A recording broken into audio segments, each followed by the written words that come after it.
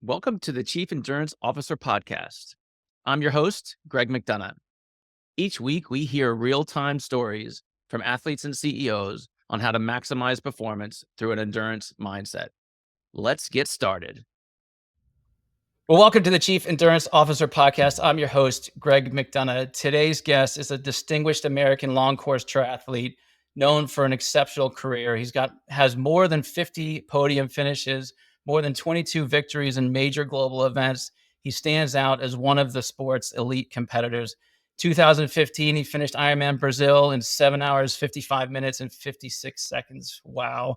And he continues to inspire as an ambassador for the sport through various organizations, including Team Red, White, and Blue and the Ironman Foundation. Please welcome professional triathlete, husband, and father, Tim O'Donnell. Tim, it is an absolute pleasure to have you on this show. Oh, thanks, Greg. Glad we get the chance to chat today. Yeah, we'll get into it for sure. So I love talking about the endurance mindset. And Tim, I'd love to know how your endurance mindset has impacted your life unexpectedly.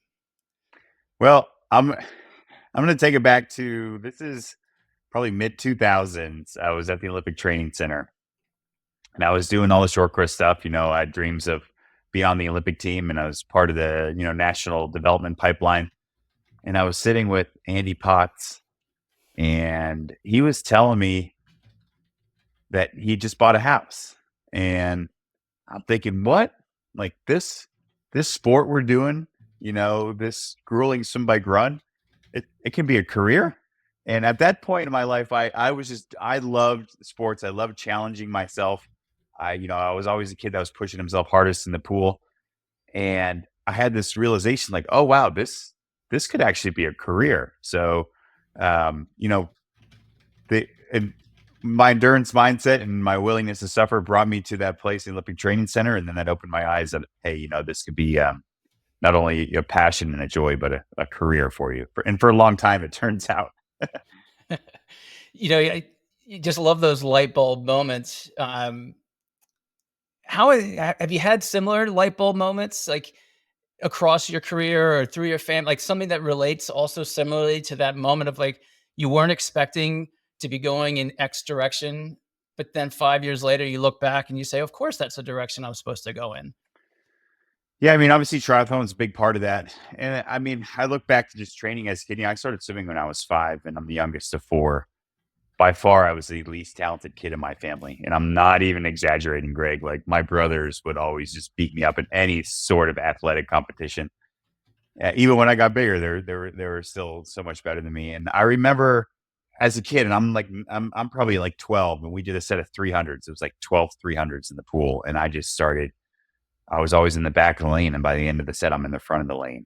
And I'm realizing, you know what? Like, my ability to keep pushing forward, my ability to keep tackling, everything that comes in front of me, it's going to put me not only in the front of the lane, but it can put me in the front of in life. So that random set of 12 300s when I was 12 years old kind of shifted that mindset to saying, hey, just keep going on, and you don't know, doors will open if you just keep attacking life in this manner. I love it. It's amazing to me how much the pool has impacted my life, and sounds like obviously same with you. Um, Take that one step further first, and like heart of Ironman competitions, you're winning races, you're at Kona, you're like, we know the story, it's amazing, but um, relate it back to those 12 300s. Like, granted, it helped you sort of learn that lesson that you can push through and succeed and get to the front, but there's got to have been several moments where that self-doubt comes in. And how have you handled that across your career so far? I've had Kona's Ironman World Championships where I literally was walking out of town, right? I'm 8 miles into the run, and 2014, I pulled an oblique on the bike. I couldn't stand up straight. That's an erector muscle. And I'm walking out of town. The finish line is over here. I'm walking away from it. I still have another, 18 miles to go.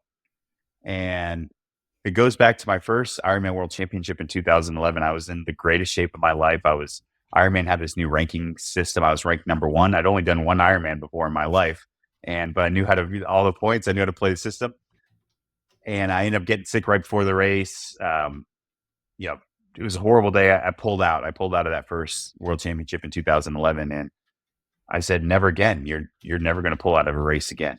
You just have to keep once Mm. once you give yourself that option to quit, to give up, it makes it easier to do it time and time again." So when I made that decision to never drop out of a race, and I'm a Naval Academy graduate, and the man in the arena, we get a little book called Reef Points, which is your whole guide to the Navy and the Academy when you're a freshman or plebe. And the Man in the Arena by Teddy Roosevelt is on that front page, and it's you know uh, you don't want to be the cold souls that it's known neither victory nor defeat, right? So you Mm. you keep going, you chase great endeavors, and that's what I decided to do. And when I shifted that mindset, even when I had tough days and I had to walk, I knew that getting to the finish line, no matter what, was going to make me a better person and prepare me better for whatever came ahead. And then from that point, it's just always looking back and being so honest with yourself. And I think not just athletes, I think a lot of people have a problem with being truly honest with themselves. And if you can't be honest with who you are, then how are you going to be honest with the rest of the world about who you are? And having that humility and being able to do that, and being that introspective look at yourself, has been a big part of it too.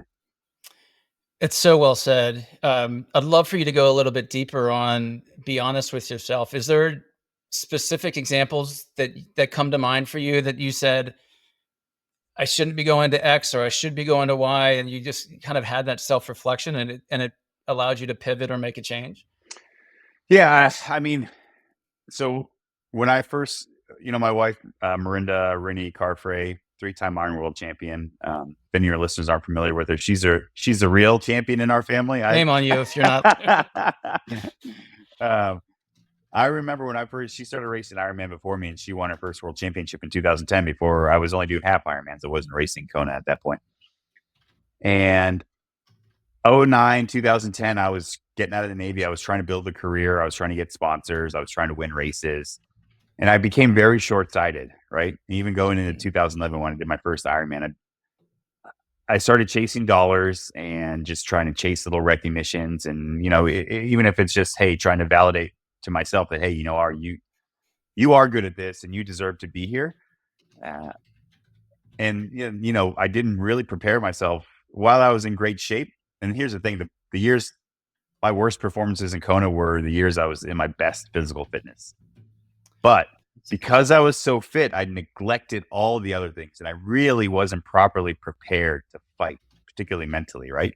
So because I was so fit, I got a little cocky, I guess, right? And you just think you're invincible. There's no way I can race poorly. I'm so fit. And being able to reflect on those races and be like, you know what? Yeah, you were fit, but you dropped the ball in this area, and all, you could have done better in this. Being able to have that truthful evaluation and adjust myself, and honestly having a partner in Rennie that could also call me out, and, help keep me honest and say, hey, stupid, stop doing all these little races that don't mean anything. The only race that means anything is the Ironman World Championship.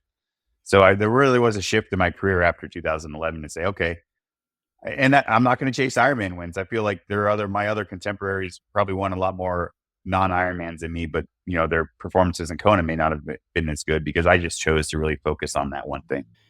I have to ask you this question. So, as we were chatting about before, my wife got me into this. And one of the things I love about racing with my wife is being out on the bike course and anticipating when I'm going to see her. So, for those of you who don't know, we all start in different segments from the swim, which then kind of gets you out of alignment for the bike and the run. And if you got different speeds.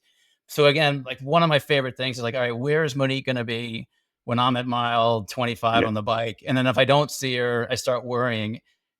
Is that similar for you and Rennie?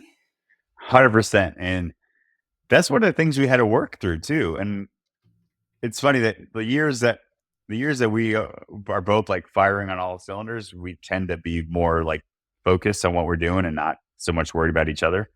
But I do remember 2015, that first podium year for me. And Rennie was the defending champ at that year. I was coming down from Hobby, the descent from the turnaround on the bike, and just bombing down, 60 miles an hour or whatever. And I'm off the front of the race. So I don't know how I just ended up off the front of the race. And I remember seeing Rennie doing like a double take as she's climbing up Hobby. She's like, oh crap, that was Tim. That's fantastic. Um, Taking that one step further, bring children into the mix.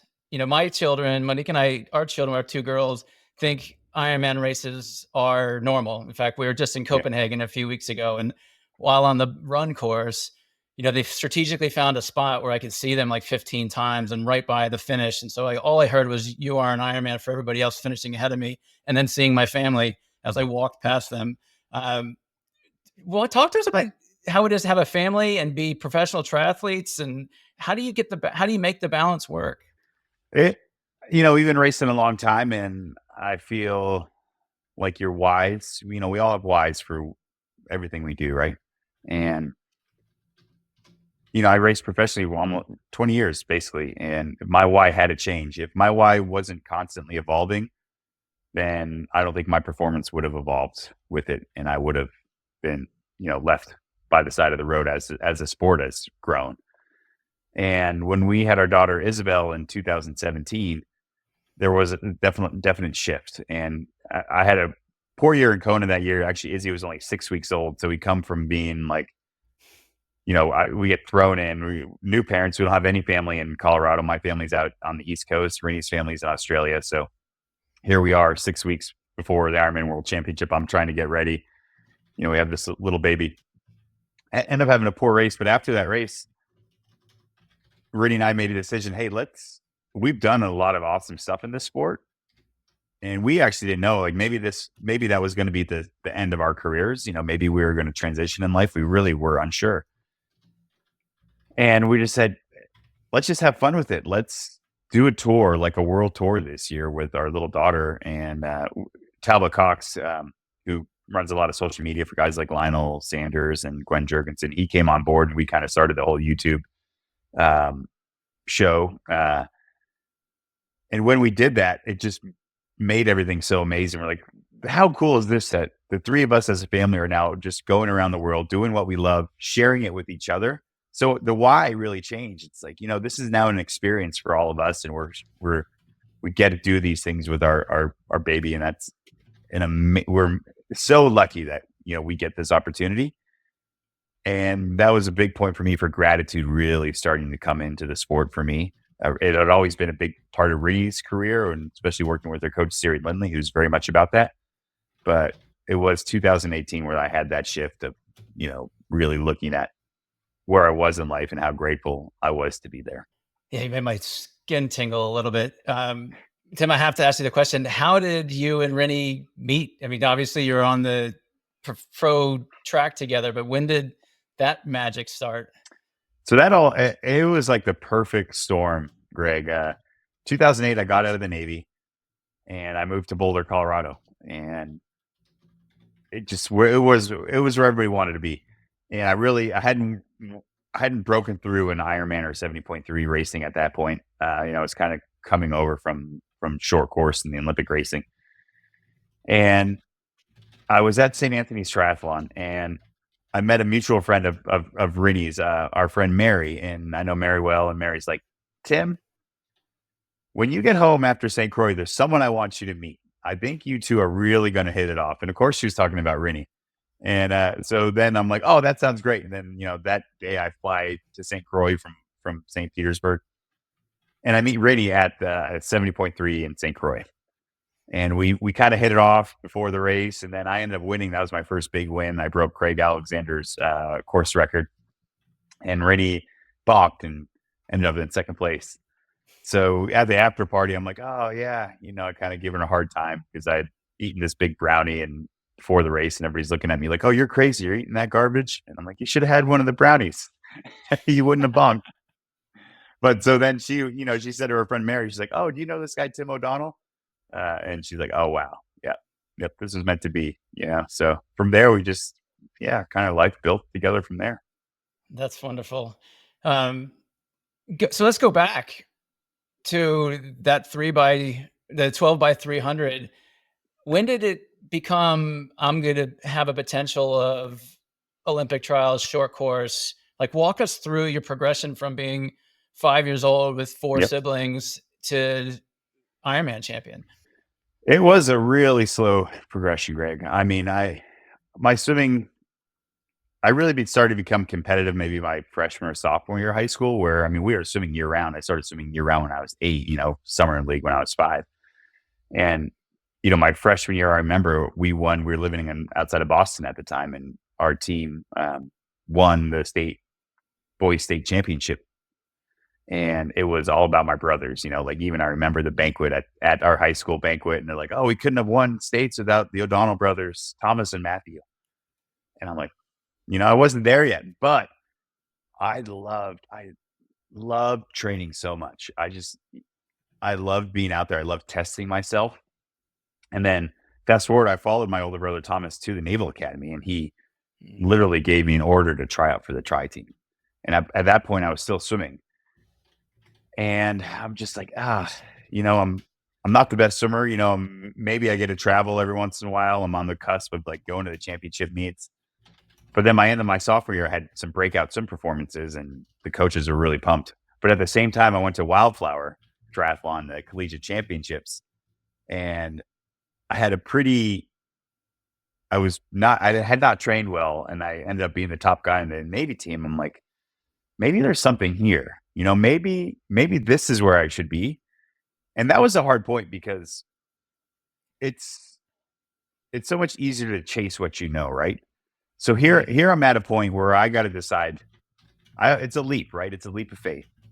And I just had the best swims of my life, and then coaches are stoked, and they're like, "Yes, like Tim is like starting to click." And I say, "You know what? I'm gonna go do this. I'm gonna go do triathlon." And I walked away from swimming, and my coaches were shocked. My parents were shocked, but I just knew that I should be doing this, and I went for it, and I took the chance, and I did it. And I think that was decisions like that, and the same thing when I got out of the Navy. In the end of 2008, I went to Olympic trials. I missed the Olympic team. I've been training really well. My running was finally starting to click. I was running fast, but I hadn't shown that in racing. So the same situation. I'm like, well, I got a career in the Navy. I got a pension. If I stay in, I got healthcare benefits. I got a paycheck. But I'm gonna go do this. I'm gonna go do triathlon, even though to everybody else, my parents are like, why? Why is he doing this? There's nothing to show that he should do this. He's not winning races, but I knew my capability, and I was willing to invest in myself and take chances on myself.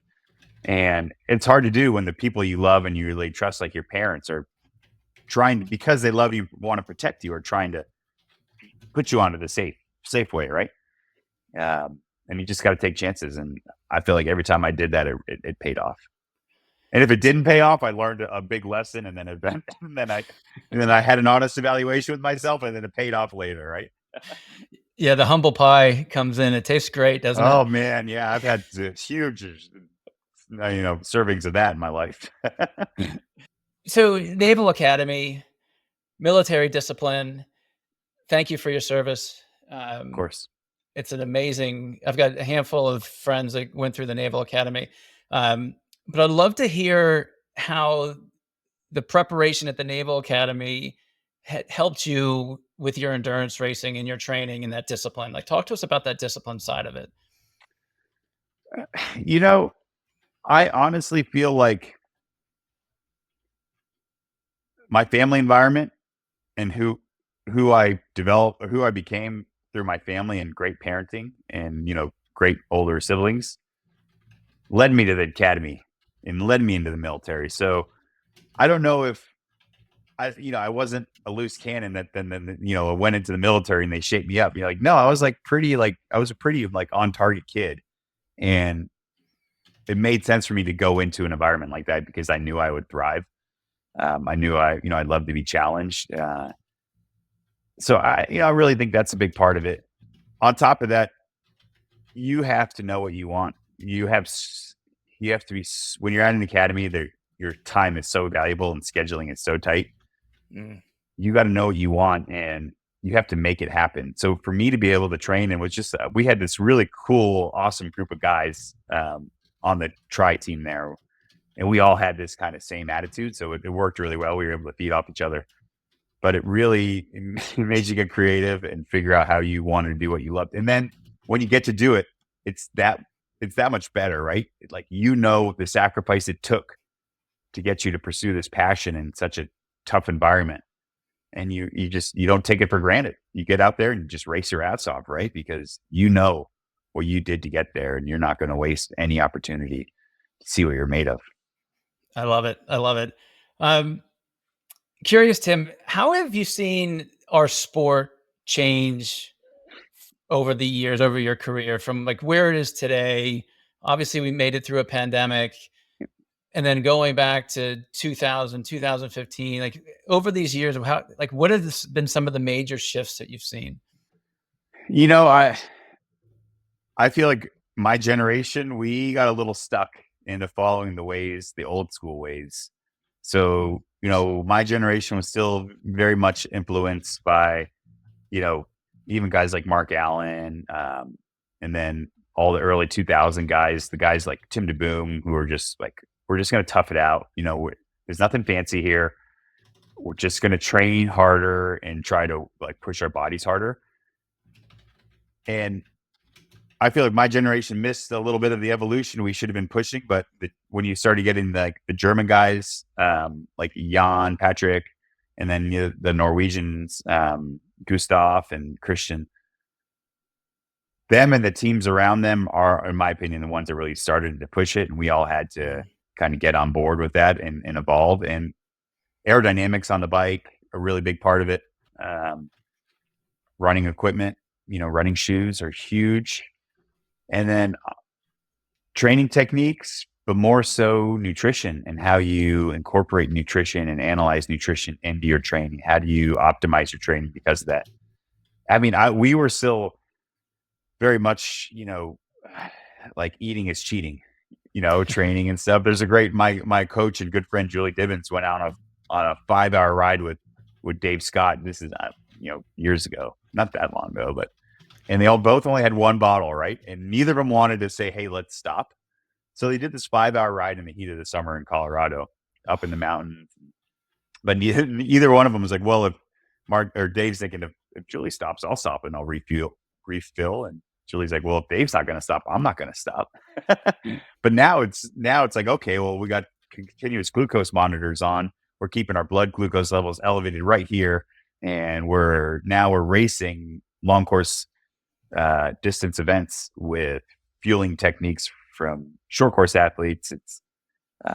It's quite an evolution, I think, and it came on quickly.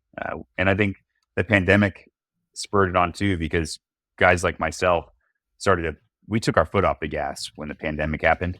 We've been grinding for years. I hadn't missed a Kona since 2011, right? And we all took it as a welcome break. But these younger guys are like, no, like this is the time. This is when we strike. This is when we train hard. We don't have the interruptions of races. We just, we're going to push it right now. And then you saw that first Kona back in 2022. It was next level. Yeah. Yeah. Wow. Again, you got my skin tingling. So there's a lot of questions I have to ask you, but this one in particular. So as we chatted about before, I'm a back of the packer, and I finish with the nightsticks on, the glow sticks on, and I love it because I feel like I get the most for my money. But my question for you, Tim, as a professional, when you're on loop 2 of the bike and I'm on loop 1 and you're hammering through at 45 miles an hour and I'm barely keeping up to 16, and you see all of us idiots, all of us amateurs, like 3 people wide, how do you I just saw this at Copenhagen, like, and it wasn't a pro event, but the elites were coming through and there's like guys chit-chatting with each other, 3 wide, and we needed a referee to fix it, but they weren't there. Like, how do you anticipate that, or how do you react in the moment? Just give us a sense to somebody who's on our side of the race versus your side of the race. Like, what should we be conscious of when we're sort of just paddling through the race? Right. Yeah. I mean, honestly, I think safety's paramount, right? Safety's first. And if you collide, it's you're not going to go. It's going to be the slowest way to get to the finish line. Is running into somebody and falling over.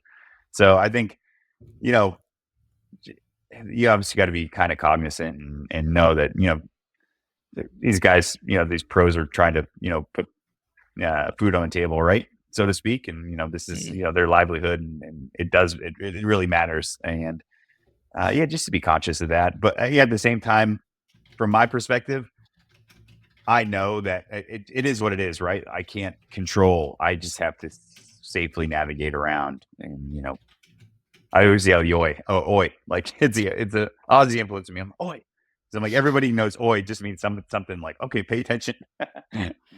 But at the end That's of the day, yeah, get around safely because it's not gonna it could ruin your race for sure. And I've had Andy Potts guys that have collided in races with the age group field, and just not worth it. yeah. Uh, I have to tell you, it is a pleasure um, racing with you and the other pros. In fact, I want to say there was a half race I did in New Hampshire that Rennie was at, and just walking past was like tingly. I had at Challenge Roth in 2015. Chrissy Wellington was doing a relay and she was doing the run, and I was on like loop one and she was on loop four. But when she passed, I don't know. It's just there's something special about the sport that we can be Yeah, shoulder to shoulder, hopefully not literally, but in the same presence of each other. So I hope as the sport moves forward, that never changes. Tim, yeah, I I'm do going to think it's change. a big part of the sport. Yeah, Yeah. and Um, quick story. Flip side of that, uh, I remember doing Arizona multi loop course, and I blew up. I was trying to break 8 hours for the first time, and I just shattered. And I started getting past. Some of the age groupers were like, I'm walking, they're a loop behind or whatever, but they're passing me and they're encouraging me. And I'm like, you know what? This is pretty cool that they're like, come on, Tio, like you can get there. So it's a cool benefit for us to have the community all race together. yeah, 100%. Tim, I'm going to switch topics on you. What are you doing now? I know you've got a coaching business. You do keynotes. Give us a sense of what you're Yep. up to now. Yeah, Salty Bears is the coaching group that Salty Bears Racing, Rennie and I launched at the beginning of the year. And everybody's like, "What's the koala anchor? What's like what's Salty Bears?" It's just a little nod. My Navy background, and then obviously Rennie's Australian, so we're like, "What's cool that's like Navy and Australia?" And we came up with the Salty Bear. So it's great. We partnered with TriDot, and the team's doing great. We had 4 women at the World Championships this past weekend. We have men racing in Kona. It's been so fun to be a part of the sport in a different level and to share our knowledge. And yeah, it's we take for granted what we know. And this year, we now realize that we have so much to give to our athletes beyond just a great training program. But like I said earlier, that the years that I've been the most fit aren't my best performances in Kona. So with that in mind, Brittany and I want to be able to share our knowledge with our athletes and help them have their best races and enjoy the sport. We're parents and we're husband and wife that both do triathlon. And we know at the end of the day that triathlon should be a healthy and happy part of your relationship in your life. And that's why we are partnered with TriDot, because we can create very time efficient and effective training plans that can get you to your PRs without getting you into court for divorce. So that balance of performance and lifestyle is really important to us. And a little lightheartedness, like after all, it's sport. Let's have some fun. Yeah, yeah, Yeah. absolutely. Anything from the business end that has taken you by surprise of, you know, you've been sort of on the professional end of the sport and now you're running a business. So as an entrepreneur, business owner, and we've got a lot of them who Yep. listen to this podcast, any insights, any, you know, nuggets of gold that you've kind of discovered as you've launched these Um, businesses? Forecasting. I mean, we all, Rena and I kind of, ran businesses while racing in sense of being brands and having partners that we're dealing with and things like that. But this is, yeah, definitely different. Planning ahead is, we found really important in knowing, you know, kits and schedules for races with athletes and, how do we make sure we give people lead time to get to the races to join us and get gear to them on time, all that kind of stuff. So more of, logistical learning Yeah. for us. And do you support the entire gamut of athletes? Are you guys focused on the elites? Are you looking at age groupers? Talk to us like who your audience is. We are all age groupers, Greg, and that's funny because a lot of people assume like, oh no, Tim and Rennie wouldn't want to work with us. That's not true. We want to work. We want to work with people, like we said, that are trying to find great balance with triathlon and life. And we have a great stable of assistant coaches too, and we have non-coached programs as well, where we can bring athletes in at a lower price point in our community level. They get a great training program on TriDot, and then they get all the community touch points with me and Rennie. They get our team calls. They get our special lectures on nutrition, transitions, whatever it is. They get to join our community online, interact with everybody in person, team events. So we're really trying to make ourselves accessible to as many people as we can in the sport, and really That's awesome. grow, not just coaching, but grow the community. And this is we haven't launched it yet, but we are actually opening the community up to everyone this year that they may not need a coach, or may not, may be happy doing their own thing, but they want to be part of our community. We're going to open that up very shortly as well. Awesome. And if you share those links, I'll definitely include those in our show notes. Awesome. Yeah. So, Tim, another principle of mine with this endurance leadership is adaptability and action. And I wonder, could you share a specific moment or decision across your journey that sort of radically shifted your mindset or your approach to training, to life, to whatever comes to you from that question? What really pops into my mind is my preparations before the Ironman World Championship in 2019. And I think it was 7 weeks before the race, I broke my foot. And I was in amazing shape. I had my fastest performance ever in 2018, which was my first race with Coach Julie Divins. So everything in 2019, I'm like, all right, let's go. And I had this amazing run, and I just looked down to stop my Garmin, and I hit the side of the asphalt, which is about a 2-inch lip down to the dirt, and I just rolled my foot and broke my fifth met. And I remember I got an X-ray, or I got an MRI, and the MRI tech was like, "Oh yeah, that's super broken." And I'm like, "You can't tell me that. The doctor's supposed to tell me that, But I sat on the couch that night, and Rennie was off. She had an event or something. I sat on the couch and I opened a bottle of wine. And all right, I said, "Okay, Tio, you get one night. This is your pity party, because no one else is going to want to come. It's just you. You get one night, one bottle of wine, and then tomorrow you figure out a plan. You figure out whatever you can do to give yourself a shot to get to that start line, however you can best prepare." So that was a big mindset shift for me, that, you know what? These are my cards right now. And it's a crappy hand. I got twos. It's not a great hand, but you got to play it. And I went off and I just did that. I'm like, okay, I can't run. I can only swim. I can't push off the wall. Okay, now I can bike. I can bring my bike back in. I'm going to become the best swimmer, best rider out there, right? And I leaned on what I could do, and I didn't get deterred by my limitations because they were out of my control. So knowing that you can only deal with what's in your control. I fast forward to the race. I didn't do my first run on like non-weight assisted run outdoors until the day I left for Kona, like the week before. And I ended up having my fastest race ever in Kona.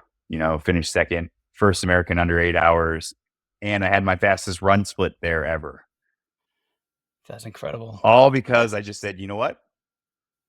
Just play your hand and do it to your best of your ability. Don't worry about what you can't do. You can't run. Well, you can become the best rider and swimmer. And it happened, and I think that's so important, that we all get caught up in what we can't do. And, once we put ourselves in that right place mentally, doors will open. That's powerful. That's really powerful. So Tim, I got one last question for you. So our oldest daughter, she's a sophomore in high school, has got a passion for crew. and we're trying to figure out sort of like what the path is, like what's the collegiate path to the professional path to, and really around like just mindset and ability. And it's not something that Monique and I haven't dealt with in the past with our careers. So as a professional triathlete, professional swimmer, almost, I guess, maybe you were, but what insights would you give sort of that high school person who's looking to become a professional athlete?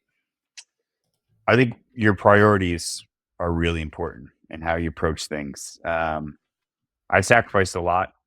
Even before I knew I was going to be a professional triathlete, when I was trying to become my best at swimming or triathlon, I sacrificed a lot, particularly socially, to be honest. Mm. And you have to know that it's worth it, regardless of whether you become professional or not. It doesn't matter. If you truly enjoy and love the process, that's the important part. The journey. When you look back, you're going to remember the journey more so than breaking a finish line tape. I mean, the rides I've had with guys like Craig Alexander or Greg Bennett, like just 6, 7, 8 hours in the mountains. It's amazing. And as long as you know that what you sacrifice is worth it because it's developing who you are as a person, and the life that you'll experience, the lessons you'll experience are there are far more valuable than any good time Saturday night you might miss. If you're okay with that, I think that's a big part of it. That's really helpful. So Tim, an audience member wants to follow you. What are your handles? What's your social media platform of choice? Yeah, you can check us out in our coaching, timandrinny.com. You can find everything out about Salty Bears, as well as all the public speaking that I've been getting into, sharing my story, particularly around my heart issues. And then Instagram, TO and Try. You can follow us there, or Salty Bears on Instagram as well. Fantastic. Can you give us a little insight on your keynotes? A lot of our audience members are business owners. They go to conferences. They're part of larger sort of peer-to-peer associations. Yep. And we don't need to get into the details of the talk, but give us a sense of what type of audience would make the most sense for you to reach out to you. Yeah, honestly, I've been working with VCs or CEOs, C-suites, leaders, and just sharing my story about really pushing through and overcoming adversity. I don't want to get too much into it, but in 2021, I did have a heart attack in the middle of a race, and I pushed through, finished, and coming back from that incident, getting back to the world championship, being the top American and Kona one more time after all that. Everything I went through to make that happen, it's a big part of that story, and I'm excited to share it. Awesome. Yeah. I intentionally avoided getting us into that topic. 2 years ago, I had a pulmonary embolism that could have been fatal, right? And it was because of my endurance training that I knew that something was wrong with my body. Yep. And I'm not the type of guy to go to the doctor and get checked out. And eventually I said, you know what? It's time to go see somebody. And luckily, a gentleman, a doctor, ended up in my life at the right time. And he asked the right questions and got us to the right scanners and got me into the ER. And next thing you know, Yeah. 4 days later, I'm back at home. But Yeah. if it wasn't for that training and knowing your body, then it could have been a different outcome. Absolutely. And what's also been a big part of it, and it's now a big part of my story, is the people around me. From every incident in my life, like knowing that you need the right people around you and finding those right people to support your journey. Like particularly, triathlon's an individual sport, but it isn't. I would have never had my success if I didn't build that right team around me and know who I should have close and who I should keep at arm's length. And I think that applies to pretty much everyone in business and in life, right? Yeah, that's the magical connection, right? And back to your point around community, it's so much about the community, and it's not an individual effort. Like at the end of the day, you are the one crossing the finish line by yourself, but you're usually falling into somebody else's arms who's been there. And I think is actually watching these races is harder than actually participating in them, but that's a whole other podcast. I may not disagree with you on that one. Well, Tim, I got to be respectful of your time. It has been an absolute honor and a privilege to be in front of you today. Audience members, please like this show. Please subscribe. Let's share this with our community and share Tim's message, his stories. Check out his coaching site, TriDot is an amazing application as well. There's a lot of great nuggets we discovered today. Again, Tim, it's been a pleasure. Thank you, Greg. Thank you for tuning in to the Chief Endurance Officer podcast. To hear more inspiring stories and strategies around the endurance mindset, be sure to subscribe below or visit us at chiefelduranceofficer.com. Until next time, keep pushing those limits.